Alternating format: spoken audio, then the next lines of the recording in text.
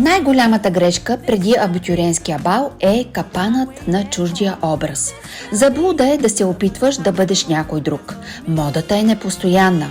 Не избирай рокля или визия, която е модерна. Най-красивата версия на теб е тази, когато се чувстваш комфортно в собствената си кожа. Втора грешка преди бала. Прекалено тежък грим. Най-силният акцент трябва да е върху твоята личност, а гримът е нужно да я подчертава. Бъди максимално естествена и натурална. Тогава си най-красива. Просто бъди себе си. И трета най-голяма грешка е когато спомените са заличени.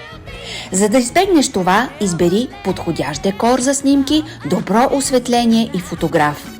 Представи си момент, в който времето спира, а пред тебе се разкрива украса, която говори за мечти, постижения и надежди. Точно такъв пример е този декор. Уникална арка с формата на уютна къщичка, която е символ на домът, сигурността и новото начало. Тя говори за корените, от които тръгваме, и за крилата, която носим вътре в себе си. Създава усещане за мащаб, завършеност и отворена рамка към едно по-светло бъдеще.